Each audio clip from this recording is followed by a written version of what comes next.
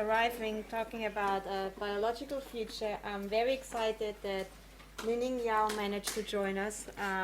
She's also a current PhD student from the MIT Media Lab. And at that point, I also wanted to say thank you because I was allowed to join her project last summer, and I had an amazing time. And that is also the reason why I actually organized this event, because I learned so many things from the MIT Media Lab, from all the students there, from Hiroshi Ishii. And I wanted it also that people kind of like have the same chance of this exchange. And she will also show later the output of the project, but she will in general talk about the integration of like a biological approach and how the engineering changes through thinking about biological materials and designing responsive and transformative interfaces, and about the paradigm shift from making to growing. Thank you very much. So I will make my way here. Since we're talking about biological identities, I'd better not being embedded by this engineered shelf, and I'd better present a biological being, considering it is very small. So I'm sorry if what I'm talking about doesn't make any sense, because I haven't really slept for 48 hours.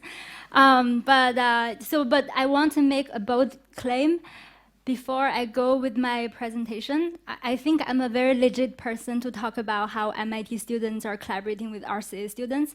Through my 3 years PhD study, I have been collaborating with 3 RCA students: Daniel Tauber, who is from Interaction Department, and Helena just mentioned. She's from the Innovation Engineering, and we actually also have Oksana, who is from Fashion Department. And she is currently still working with me. Actually, she is now at MIT. So yeah, for my daily life, or daily work life, I design transformation. And this is how I gorgeously looks like behind all the transformation scenes. And these are some of the things I did before. With transformation, you can transform the shape. You can make a strap into an energy-saving bulb shape, and you can transform function. By the way, these are all collaborative work with some RCA students, and Jife is here, and some other postdoc from Tokyo University who do mechanical engineering, etc. And this is the transformation to achieve texture change. And you can also transform a surface property of an inflated balloon. And with that, you can inflate food. Insanely strange, I figured at some point what I have been doing are very, very similar to how nature transforms. I thought it was an incident at the beginning, maybe because I was from Inner Mongolia and never saw a computer when I was a child, so I had to always interact with nature. But later on, as I study more and more, I realize it's almost a destiny. As we are striving for more adaptive, more responsive, and smarter objects, artifacts, interfaces, we found we are more and more closer to the nature, because nature transforms, nature reacts, and there are different types of stimuli can make nature reacts in different way. Some reacts fast within milliseconds, some react slow, all through their lifespan. And I started to ask, what's the next step? I did lots of things that resemble nature, but how about you directly using natural materials? Because they are already so good at what they are doing. Can you just use them instead of trying so hard to simulate or to imitate their behavior? So today, the main project I brought here is called Biologic. Is actually the next step of designing with nature. We call it derivation from nature. And I will start with a little teaser.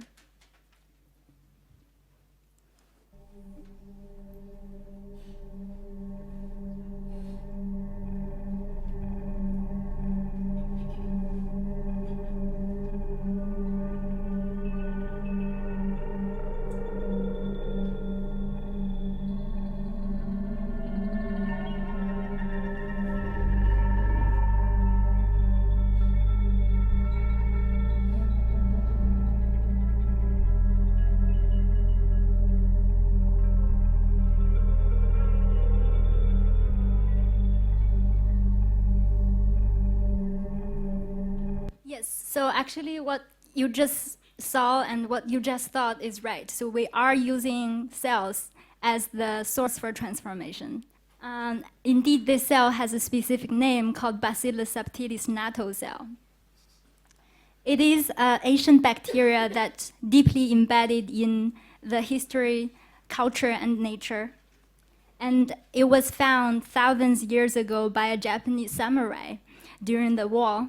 And since then, it had been used to ferment natto food in Japan. So it's edible and very human-friendly bacteria.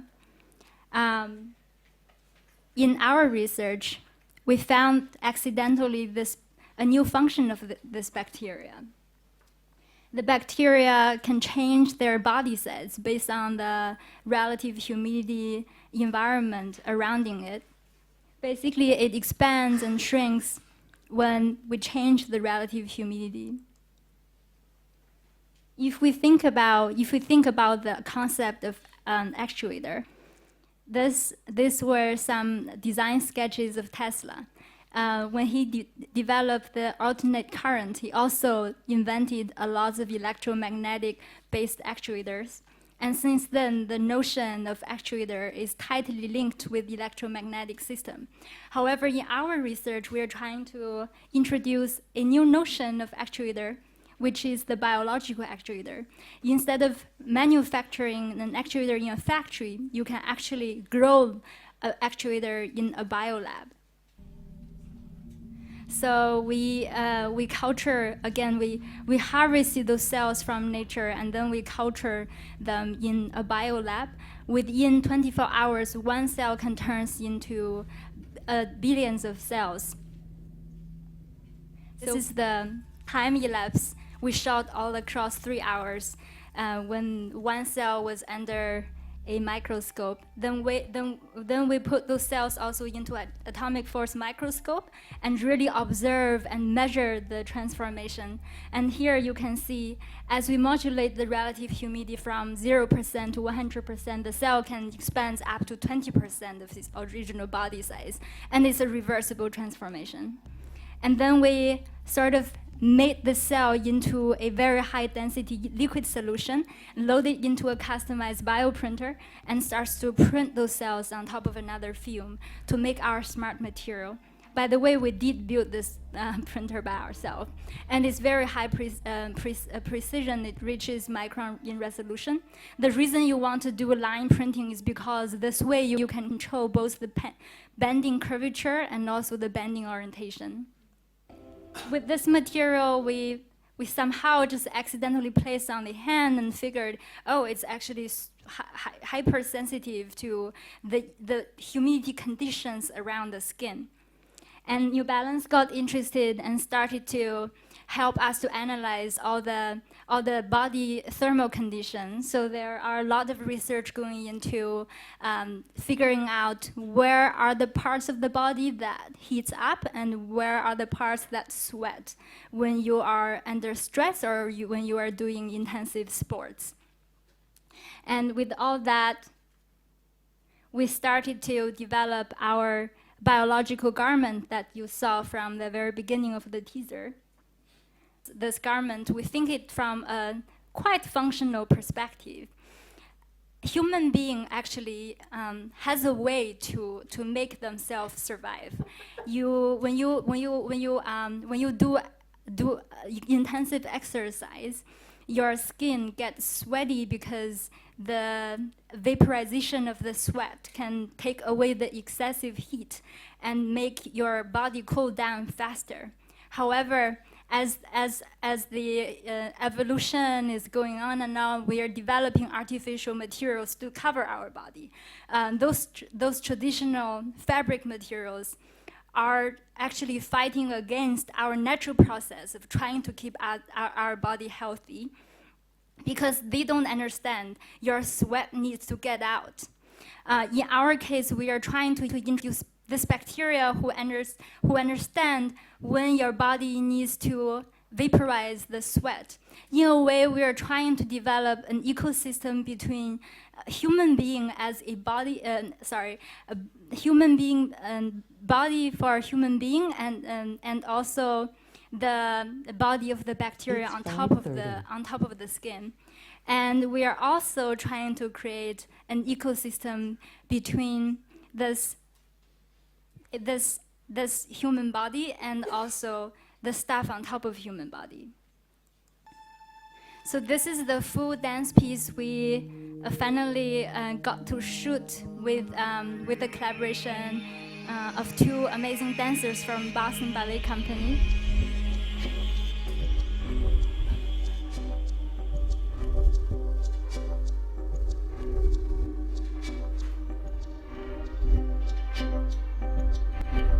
As I mentioned before, we did a serious parametric design to try to map the pattern with the body heat and also sweat distribution.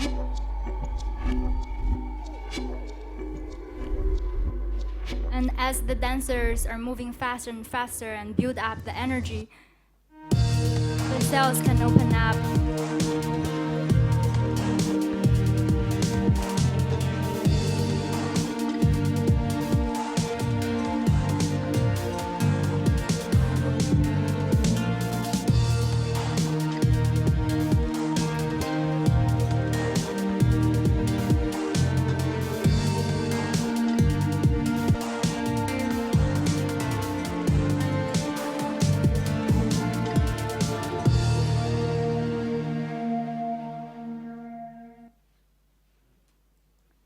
We're not stopping just by the garment, and we're also thinking what the other scenarios you could use this bacteria actuator. And one application is you can think about different type of stimuli. For example, steam. Steam can also actuate the performance. So your tea leaf now can tell you when your tea is ready. Or you can also try to use heat as the stimuli type. In this case, you can design a transformable lampshade that can be activated by the light and also transform in shape.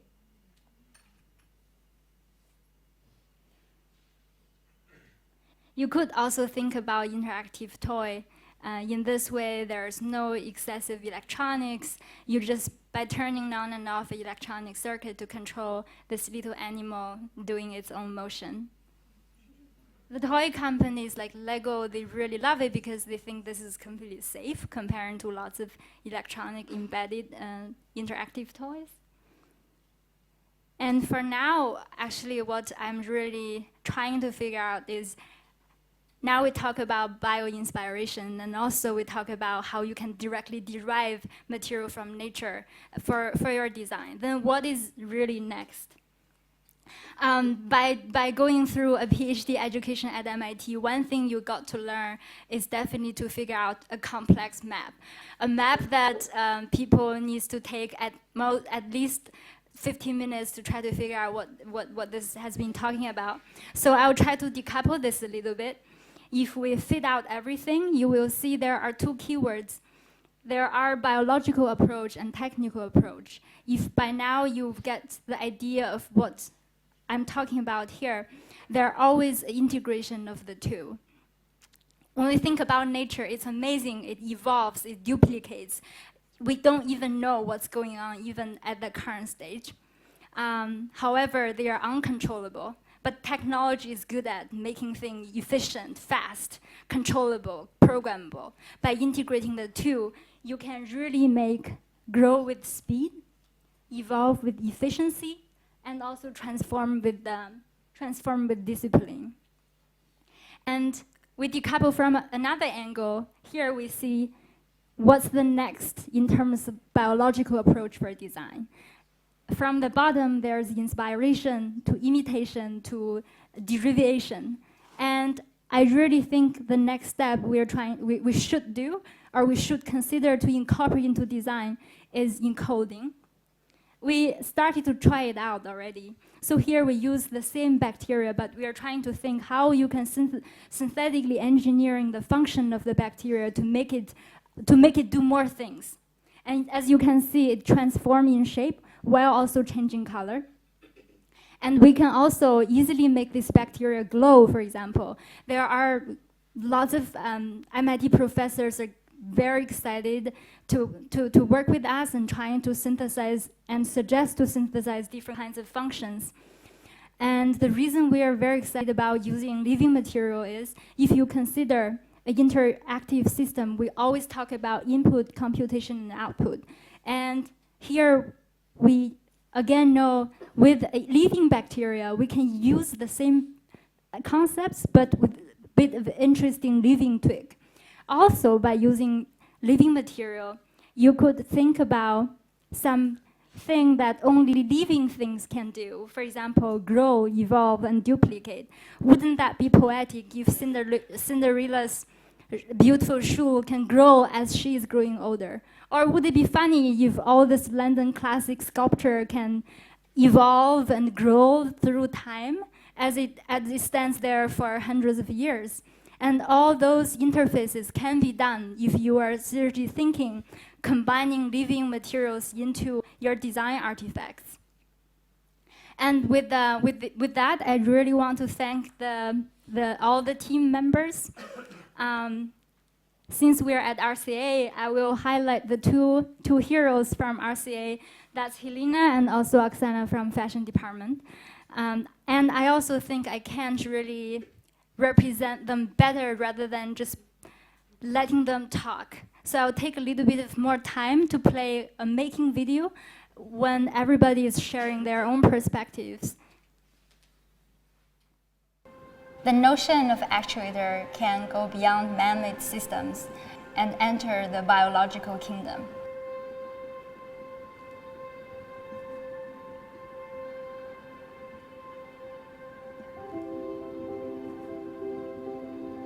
In a biolab at MIT, we are growing our own natto cell actuators.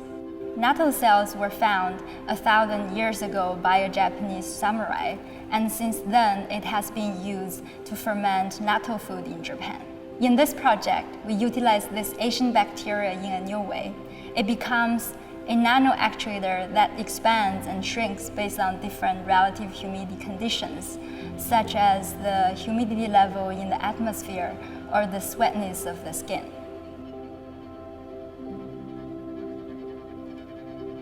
Cell is conventionally considered as a factory for producing chemicals, but its own mechanical properties is always neglected.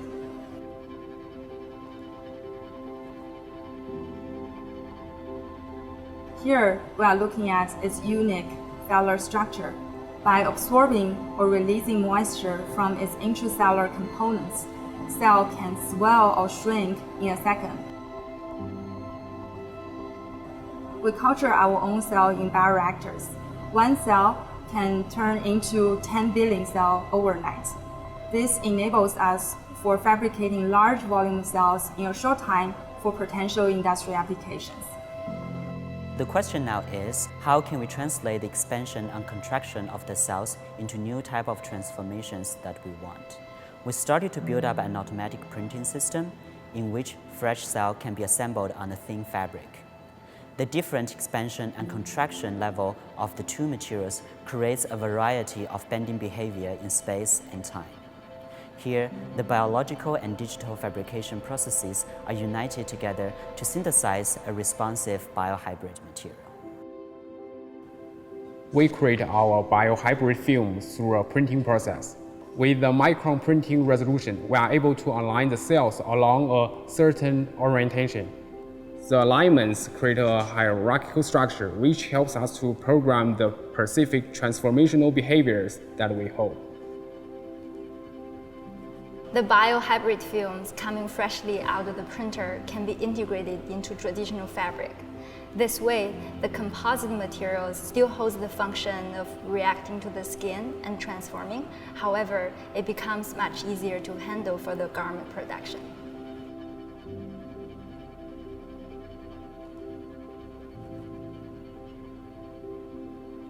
In this project, we are trying to create an interactive feedback loop among human body, biofilm, and the environment. During the research process, we always need to modify the material properties based on our experimental data. And we have to use these properties to explore all the design possibilities of our biofilm. Therefore, we build a design interface which can not only simulate material behavior, but more importantly, give the designers a real-time feedback, creating a seamless connection from experiment to design to fabrication. In this time, fashion is changing, and this project is part of it. I believe it's time we rethink the way we create fashion and the reasons behind it. Biologic Project enables us to explore new innovative materials combined with traditional garment making techniques. The designs are inspired by the gnat cell's response to different body parts, and that creates really fine, flat movements.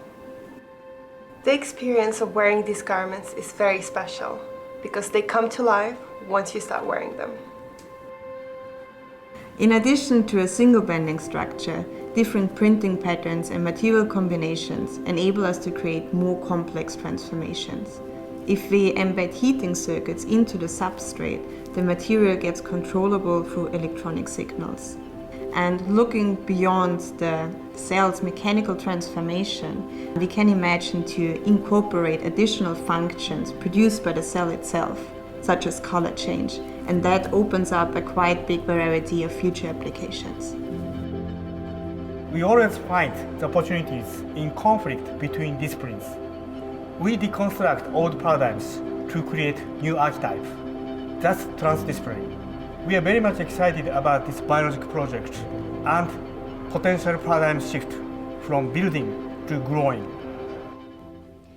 With that, I really want to thank Mile Pennington actually for really supporting our video making process through Helena's collaboration. Thank you.